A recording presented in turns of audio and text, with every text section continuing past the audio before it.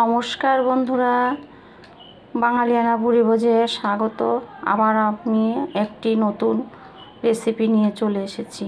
রেসিপিটি হচ্ছে, এই গরমে কার না ভালো লাগে টক ঝাল মিষ্টি খেতে, তাই একটু আম মাখা জাম মাখা খেতে গেলে আমাদের প্রয়োজন একটু কাসন। তাই আমি ঘরোয়া পদ্ধতিতে কাসন তৈরি করে আপনাদেরকে দেখাবো।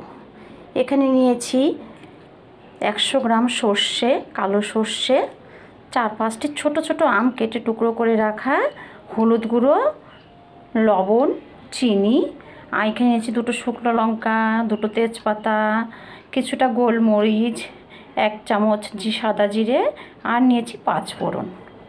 এই উপকরণগুলি দিয়ে আমি আজকে কাসন্দ তৈরি করে দেখাবো। তো দেখতে থাকুন বন্ধুরা। প্রথমে আমি সর্ষেটাকে ভেজে নিচ্ছি। যখন চটচট করে ফুটবে তখন ভাববো হয়ে গেছে। এই দেখুন এখন চটচট করে ফুটছে। এই দেখুন চটচট করে ফুটছে। এখন আমি নামিয়ে নেব। এরপরে আমি বাদ বাকি মশলাগুলো ভেজে নিচ্ছি। এই যে মশলাগুলো সবকটি আমি ভেজে নেব ভালো করে। তেজপাতাটা একটু ছিঁড়ে দিই, তাহলে ভালো হবে ভাজাটা। মশলাটা ভাজা হয়ে গেছে, আমি নামিয়ে নেব। এবার এদিকে আমি আমটাকে সেদ্ধ করতে বসাবো। আমটা সেদ্ধ করে পালটাকে বের করে নেব। আমি আমটা সেদ্ধ হতে হতে আমি মশলাগুলো আর সর্ষেটা শিল নোড়াতে গুঁড়ো করে নিচ্ছি। আমার সমস্ত কিছু গুঁড়ো করা হয়ে গেছে। এবার চেলে নিচ্ছি। আমি সর্ষেটা চেলে নিয়েছি, এই মশলাগুলো চেলে নিচ্ছি। চেলে নেওয়ার একটাই কারণ, শুকনো লঙ্কা এবং তেজপাতা যেন ছোকলাটা না থাকে। ব্যাস চালা হয়ে গেছে।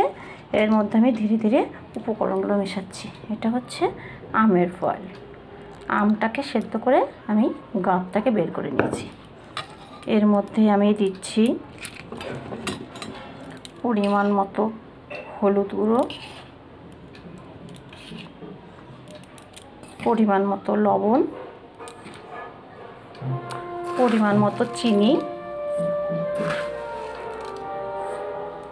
এবং 1 মুটকি ভিনিগার।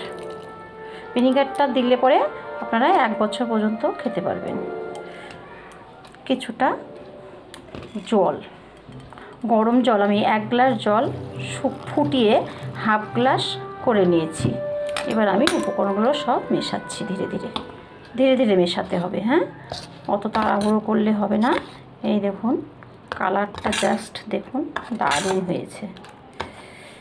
যদি মনে হয় যে হলুদটা কম লাগছে, তাহলে আপনারা হলুদ মিশিয়ে দিতে পারেন। কাশ্মীরি লঙ্কা গুঁড়ো দিলে হতো, কিন্তু আমি অত শুকনো লঙ্কাটা ব্যবহার করি না।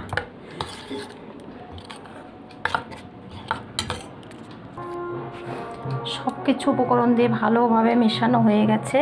এবার আমি কিছুটা সরিষার তেল এর মধ্যে দিয়ে দিচ্ছি। আপনারা চাইলে কাঁচা তেলের গন্ধ ভালো না লাগলে তেলটাকে একটু গরম করে নিয়েও দিতে পারবেন। আমি কাঁচাটাই দিচ্ছি। কাঁচা তেলের ফ্লেভারটা কাসনের সঙ্গে বেস্ট যায়। এই হলো আমার আজকের আম মাখা জাম মাখা খাওয়ার কাসন্দি। ভালো লাগলে, রেসিপিটি ভালো লাগলে লাইক এবং শেয়ার করবেন, সাবস্ক্রাইব করবেন।